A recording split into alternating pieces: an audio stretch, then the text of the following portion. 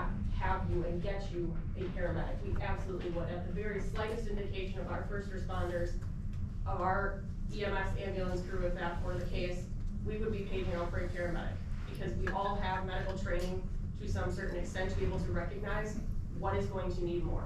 And we would not delay that care, we would not delay patient care to get you a paramedic. If there was a medication that we could not carry, that they could, we would not hesitate to get them. That is a big thing that I wanted everybody to know, because it seems there's a lot of comment and confusion that a paramedic just won't be available, and that is not the case.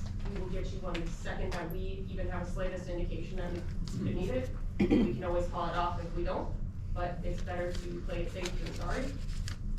But the point is that a lot of these services and a lot of calls that we have attended and been on and provided patient care have been at an AEMT or lower level. Yes, paramedic level calls have been in there as well. I'm not denying that by no means. And it is a great service to have, but to save the village and the amount that the people in this village are being billed, we need to drop that down to a service. But we're not executing the need for a paramedic, and we're not removing that off the table as an option. If our people need it, they're gonna get it. And that's what we've always fought for, is the best patient care. Nobody does make millions going into an ambulance service.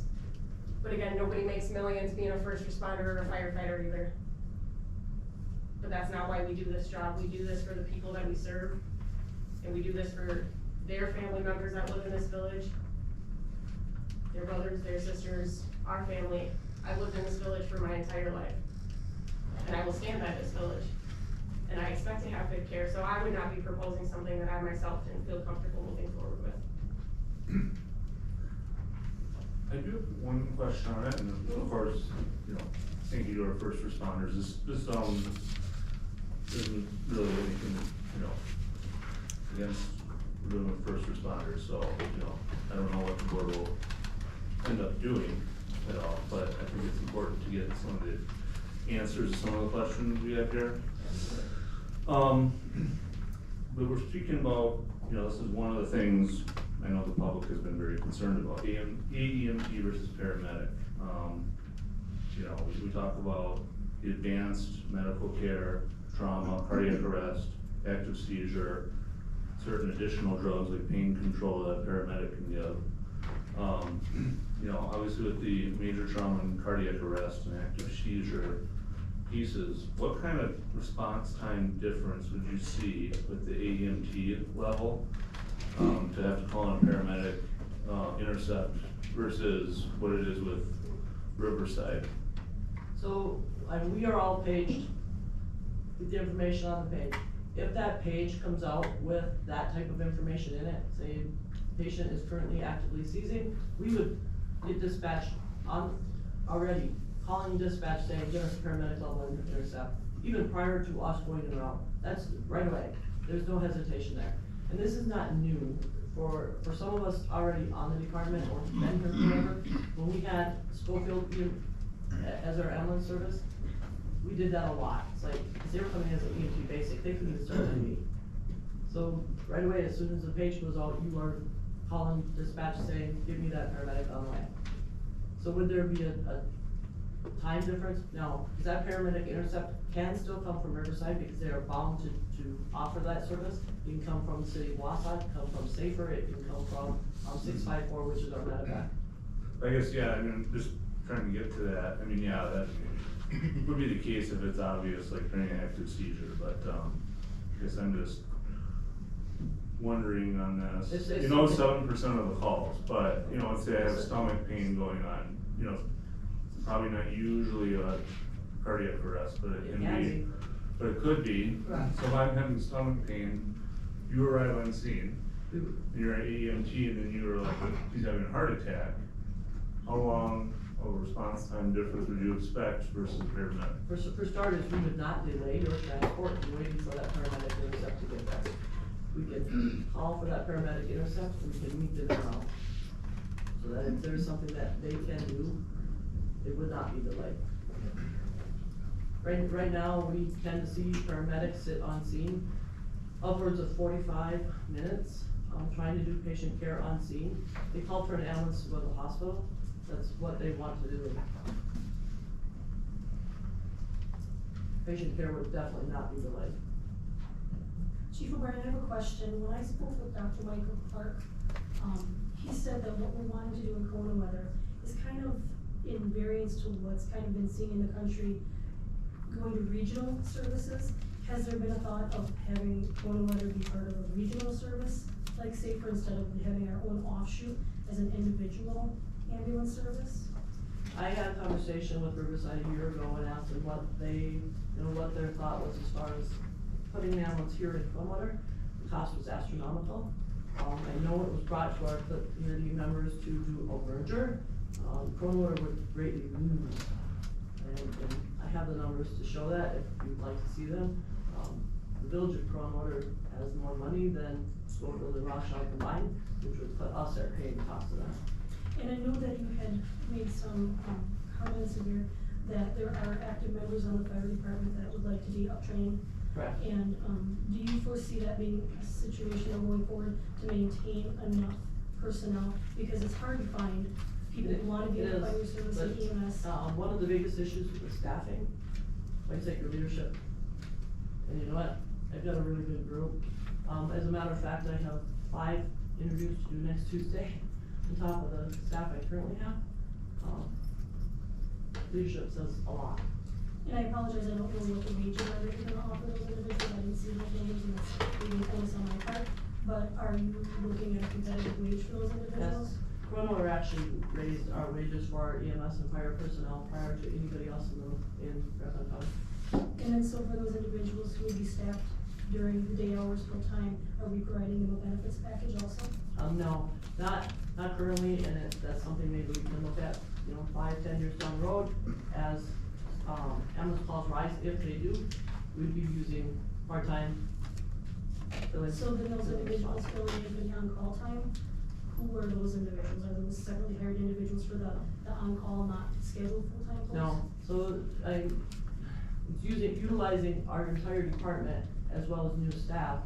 Some people, like if Alexa has a day off, she can come down here and work a day during the day. Otherwise, she has a daytime job. When she's done with work, she would fill up the afternoon or evening overnight on-call times. And then is the intent to staff the rig with a driver and 1 AEMT or? Correct. Correct. The driver also has to be EMS professional. There's a question from the gentleman behind. Rob. My name is Rodney Fisher. I lived in Kronenwetter now for almost 50 years, 40-some years. I was on the board when we hired our police department. And at that time, I thought, what the hell we need a police department? We got the county, which we could have hired the county or the police department. And I proved me wrong, because we got a hell of a police department now. And I can't believe that you've got your own police department, but you don't want your own ambulance service. It don't make no sense to me. I mean, you want to have everything in-house, you put one to sit by themselves.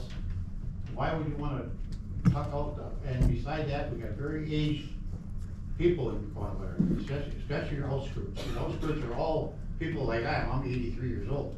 And there's a lot of men like that are gonna it's gonna come faster from our own right here than it's gonna come from Rothschild's.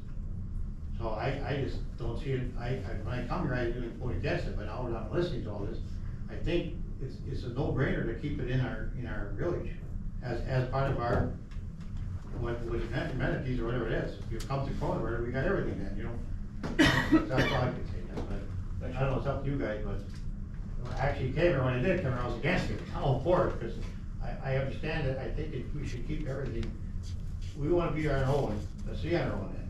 I think we police departments at the time, we could've got, contract with the sheriff's department, and you would've paid so much to the sheriff's department, and it would've been probably cheaper. But when we hired the police department, we had a chief, we hired a chief, a clerk, and one officer, and it was $295,000 was the fee. And now look at what it is now, but that's what you got, but that's why it's kind of dumb to me to go. Riverside does a good job, don't get me wrong, right? In fact, my wife just got hauled there with them, and they did, but our paramedics did a good job too. My wife passed away, came back, they brought her back. So they did a hell of a job, the paramedics you got right here. So I've always been deaf to them anyway, but For me being in this village for that many years, you know, I see it a lot. So I'm just vouching for them, okay? Thank you. Thanks, Aaron. Go ahead, Elton. Yeah, thanks. I just to spin off of what Rod said, it's pretty evident, you know, you see it in our police reports, annually, and I know Bernie mentioned it, our annual report.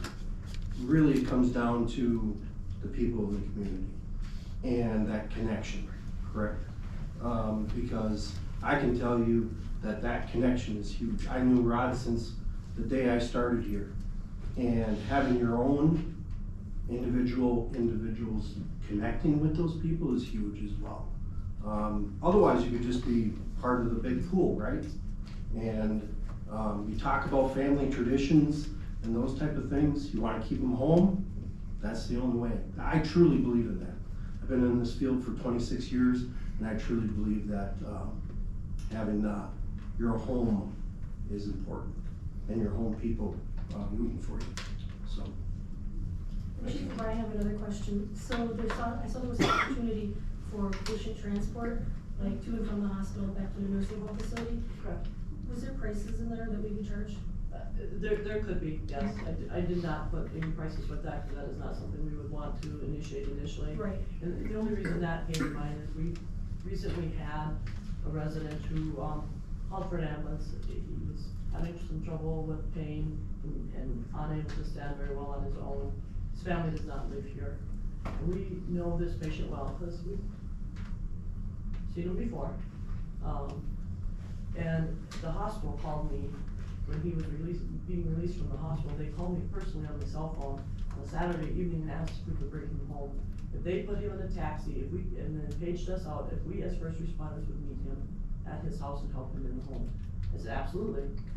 Literally, hung up my phone, 2 minutes later, his daughter called me in hysterics. She knew what she was gonna do. The ambulance was putting her at well over $1,000 to bring him back home, and that would not be covered by insurance.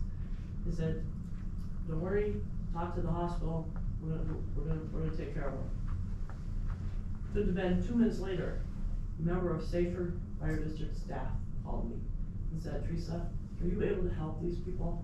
Cause I feel, we feel bad, it's quite a substantial amount that we have to charge them to bring them back home again. As you know, we're gonna do one better, because these are our residents, these are our neighbors, our family members. I mean, none of us are related to this gentleman, we just know him because we've been on ambulance calls there. I called the hospital back, you know what, we're coming to pick him up. My EMS coordinator went up to the hospital and picked him up and brought him home. So that brought that opportunity to my mind, because there are residents in this village that don't have any other options than to have a bill sent to them for over $1,000 so that they can get home.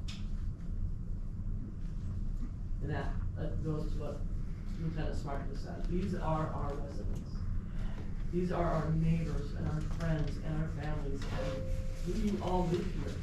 And even if we didn't live here, that is instilled on every department member that walks through my door, that we support this village and the people here. So you got a comment? Yes. And do we have them?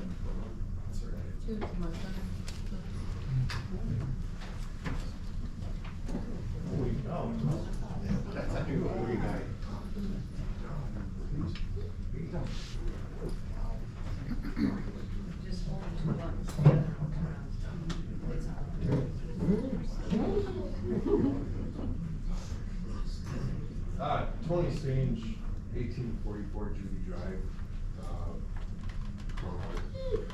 proud resident, my service dog Harley. Please don't talk to him or look at him or pet him. I don't have a piece of paper with numbers or anything. I don't have anything prepared. I heard about this meeting on the news, which Kronenwetter's in the news on the radio, driving down the road. I'm like, what's going on? So I don't bring anything with me, but I bring experience. Tony, can you said, speak into the microphone, please? Yeah, sorry. I bring a lot of experience. First of all, I actually was the city sewer and water inspector when they did the big project years ago for, redoing the roads, obviously when they put pipe in. My parents were on Village Rothschild Fire Department for years. They would leave, cause they'd get paged, actually, the siren in the Village Rothschild would go off. They didn't have pagers. I just sit at home and, and that's what these people do. They leave their kids, they leave their families. I became an EMT in 2000. You guys remember, Village Weston had her own fire department. That's where I worked, Village Weston, 2000. Got hired there as a part-timer, volunteer, on call. Till 2007, they decided to go full-time, and I was thankful and lucky enough to be accepted for one of the positions. I don't know if you guys caught that. I worked for Village of Weston Fire Department when it changed to safer. There's a lot of numbers on pieces of paper, you know, safer isn't making any money, blah, blah, blah. You can look at a company, well, why aren't they making any money? Management, right? Sorry, you gotta look at leadership sometimes. 2014, I lost my job at the Village Weston Fire Department because of safer. Politics. That's what it was. That's what all this is. Like I said, I don't have paper. I have looked at the numbers, and yes, I do understand them. I hate public speaking, by the way. I worked for Spirit Ambulance as well as a paramedic. I worked for years as an EMT basic. I worked for years as an EMT AEMT. I worked for years as an EMT paramedic. I did firefighting in the Village Rothschild, or Village Weston, sorry. I missed a year in there for an Iraq deployment. Then I was a death investigator for Marathon County, or the medical examiner's office. I would say that, you know, it seems like we're all looking at numbers and we're all looking at this and that, which is important. I get it. But I think there's, for lack of a better word, some ignorance as to an understanding what actually happens on an ambulance. If somebody calls you at 9 o'clock at night and just don't even say anything, just say, I'll be right there. Do that a few times a week. Maybe you'll understand what the volunteers have to do in our village. I'll get to the point. They also transported me, well, Riverside transported me. I had a little fall and I had a little neck injury, and Kronenwetter first responders were there.